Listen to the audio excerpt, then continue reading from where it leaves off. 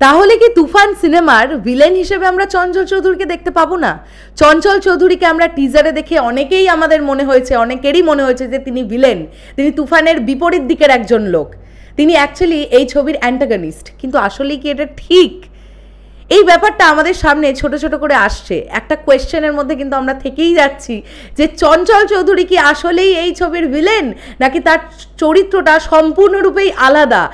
যে চরিত্রটা তুফান part 2-তে establishment পাবে বেশি করে, পার্ট 1-এ জাস্ট একটা ঝলক দেখানো হবে। হ্যালো আমার সাকিবিয়ান ভাইরা বোনেরা, এই আলোচনাটা আমরা এখন এই ভিডিওতে করব। স্পেশালি যমুনা টিভিতে কিছুক্ষণ আগে একটি ইন্টারভিউ এসে গেছে, যেখানে আমরা দেখতে পেয়েছি যে দুজন প্রযোজক তুফান সিনেমার, তারা তুফান সিনেমা নিয়ে অনেক কথা বলছেন। তো যিনি হোস্ট করছিলেন অনুষ্ঠানটি, তিনি বলছিলেন যে একজনকে দেখে আন্দাজ করা হচ্ছে যে সেটি মেন ভিলেন হিসেবে তাকে কি আমরা আফরান নিশোকেও দেখতে পারি, এরকম একটা সম্ভাবনা বা এরকম একটা আলোচনা তো চলছে সোশ্যাল মিডিয়া জুড়ে। তো তখন প্রযোজকরা বলেন যে এই বিষয়টা নিয়ে আমরা এখন কিছুই বলবো না, সেটা দেখতে গেলে সিনেমা হলে গিয়ে আপনাদের দেখতে হবে।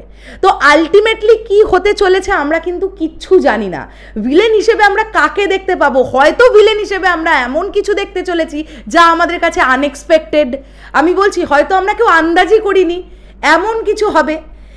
কিছুদিন আগে তানভীর তারেকজির একটি ইন্টারভিউ সেশন দেখলাম, যেখানে চঞ্চল চৌধুরী তিনি নিজে বললেন যে আমার চরিত্রটাকে অনেকেই ভিলেন মনে করছেন, কিন্তু আমি কিন্তু ঠিক ভিলেন নই তুফান সিনেমার। তাহলে যখন একজন অভিনেতা তিনি নিজেই বলছেন তিনি ছবিতে ভিলেন নন, তাহলে তিনি কি? মানে এটা আমাদের কাছে প্রচণ্ড ধোঁয়াশার একটা ব্যাপার। কিন্তু এটুকু তো আমরা বুঝতে পারছি যে তুফান একটা মৌলিক গল্প এবং একদম কন্টেন্ট ড্রিভেন একটা স্টোরি, যেটার মূল পাওয়ার হচ্ছে ছবিটার গল্প। তাহলে কিভাবে লিখেছেন রায়হান রফি ভাইয়া? সাকিব ভাইয়াকে আমরা দুটো লুকে দেখতে পাবো। কি হতে চলেছে সেই চরিত্রগুলো? নাকি একটাই ক্যারেক্টারের দুটো লুক, নাকি ডাবল রোল? কি হতে চলেছে? আমাদের কাছে সবটাই কিন্তু ধোঁয়াশা। আর এই ধোঁয়াশাটা থাকুক, এই ধোঁয়াশাটা নিয়েই আমরা সিনেমা হলে যাই। আলটিমেটলি ভিলেনকে আমি একটা এখনো পর্যন্ত কমন প্রশ্ন পেয়ে যাচ্ছি মেসেঞ্জারে বা হোয়াটসঅ্যাপে, দিদি যিশু সেনগুপ্ত কি নেই? এই ব্যাপারটা তোমরা জিজ্ঞাসা করছো। এই ব্যাপারটা যদি মেকার্সরা চাপবেন মনে করেন, চেপে রাখার চেষ্টা করেন, এই খবর কেউ বার করতে পারবে না। আর যদি যিশু সেনগুপ্ত না থাকেন, সেক্ষেত্রে যখন প্রযোজনা সংস্থা এবং খোদ পরিচালক এবং সঙ্গে মেগাস্টার শাকিব খান তিনি বলছেন যে তুফানের গল্প এত স্ট্রং, তুফানের মেকিং এত ভালো হচ্ছে যে ভাই আর কিছু মনে থাকবে না, দর্শক সব গুলিয়ে ফেলবে সব কিছুকে।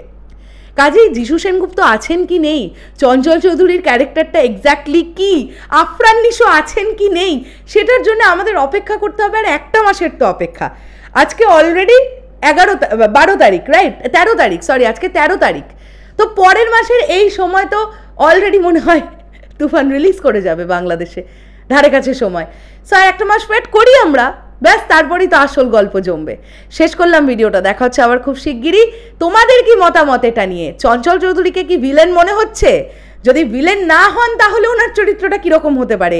টিজারে তো আমরা বলছি তাকে দেখতে তুফান ভয় পাইছি রে, কেন বলছেন এই কথা?